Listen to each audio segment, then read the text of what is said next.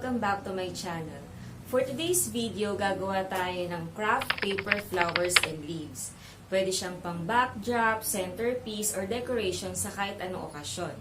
Pero syempre, pag mga birthday parties, colored paper yung gagamitin natin. Pero ngayon kasi, nauuso yung mga rustic or boho theme. Kaya swak na swak yung craft paper para doon. So kung ready na kayo, I invite you to click the like and subscribe button and join me until the end of this video. So without further ado, let's start. For the materials, we need craft paper, beads, scissors, and glue gun. Fold the paper in half. Yung corners naman, ifo-fold natin pareho pataas.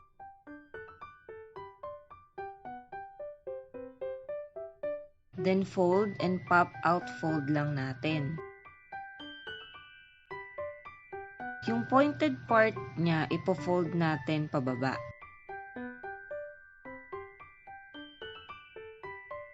Then yung wrinkled part naman, ifo-fold ulit natin. Apply glue sa sides nito at ipipress natin ito. Pwede na natin lagyan ng glue at pagdikitin ng mga base nito para makakreate ng flower.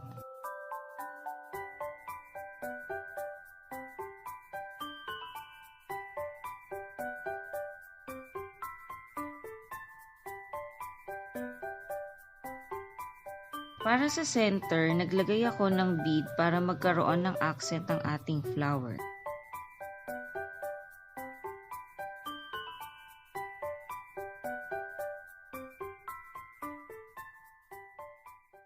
For our second flower, we need craft paper, burlap cloth, beads, double-sided tape, glue gun, and scissors. Fold the paper in half, then fold it again.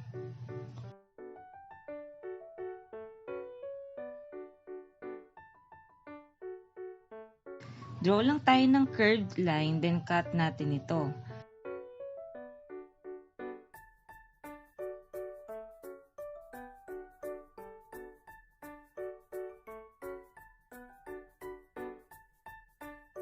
Ifo-fold natin ang paper like an accordion or back and forth folding. Fold naman natin ito sa gitna at didikitan na natin ang gilid nito. Pwedeng glue gun or double-sided ang gamitin nyo.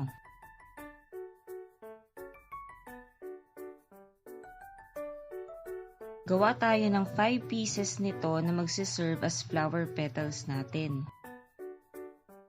Pagdikitin lang ang base nito gamit ang glue gun para makakreate na tayo ng flower. Para sa center ng ating flower, pwede kayong gumamit ng cloth or paper.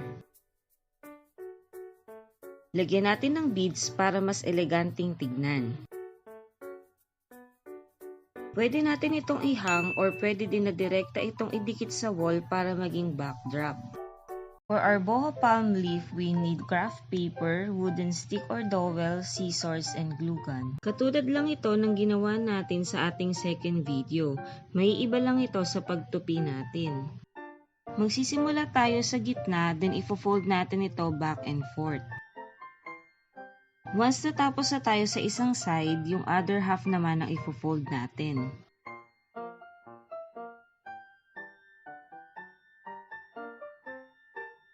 Ipipinch lang natin ang base nito.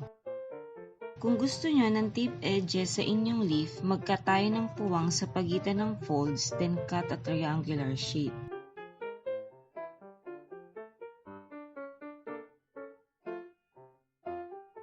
To add a stem, open the center at the bottom of the leaf, then i-glue lang natin ito para mag-fix ang stick. Pagdidikitin na lang ulit natin ang mga gilid nito.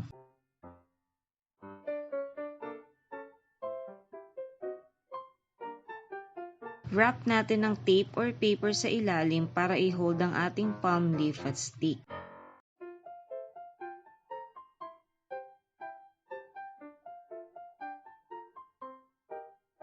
Ayan, meron na tayong palm leaf.